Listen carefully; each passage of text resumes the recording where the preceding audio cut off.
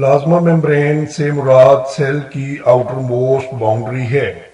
पौधों के सेल में प्लाज्मा मेम्ब्रेन के गिर्द सेल वॉल पाई जाती है। केमिकली ये लिपिड्स और प्रोटीन्स पर मुश्तमिल होती है। प्लाज्मा मेम्ब्रेन में प्रोटीन्स की मिकदार 60 to 80% होती है और लिपिड्स 20 to 40% होते हैं। थोड़ी सी मिकदार कार्बोहाइड्रेट्स की भी मौजूद होती है।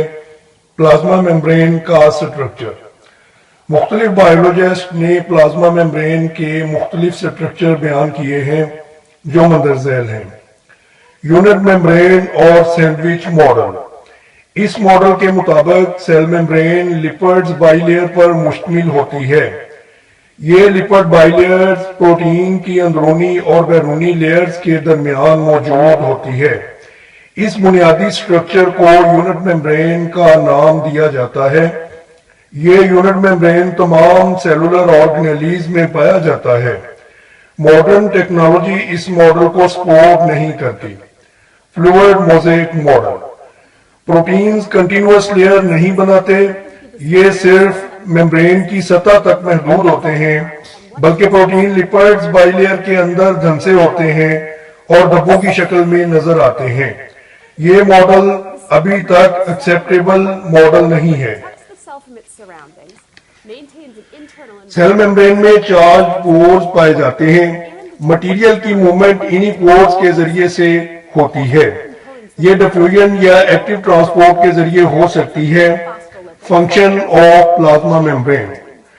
मादाजात की ट्रांसपोर्ट प्लाज्मा मेम्ब्रेन का वाइटल रोल है। ये सेल के अंदरूनी मवाद और आउटर इन्वायरमेंट के दरमियान रुकावट बनाती है। ये सिर्फ सिलेक्टिव अशिया को गुजरने देती है, इसलिए सिलेक्टिवली परमिएबल या डिफरेंशिएटली परमिएबल मेम्ब्रेन कहलाती है। लिपिड में हल पजीर अशिया आसानी से मेम्ब्रेन को क्रॉस कर सकती हैं। इस तरह ये आयन और मटेरियल्स के फ्लो को मेंटेन रखती है। बहुत से gas molecule, water molecule, neutral compounds होते हैं, इसलिए ये आसानी से मेम्ब्रेन क्रॉस कर सकते हैं। लेकिन सोडियम और पोटेशियम आयन चार्ज पार्टिकल्स रखते हैं, इसलिए ये आसानी से मेम्ब्रेन को क्रॉस नहीं कर सकते। एक्टिव और पैसिव ट्रांसपोर्ट भी प्लाज्मा मेम्ब्रेन के अहम फंक्शन है। बहुत से एनिमल्स के अंदर प्लाज्मा मेम्ब्रेन फोल्डिंग के जरिए से मटेरियल्स को वैक्यूल की शक्ल में लेती है। इसको एंडोसाइटोसिस कहा जाता है। इसको मजीद दो इकसाम में यानी फेगोसाइटोसिस और पिनोसाइटोसिस में तकसीम किया जाता है।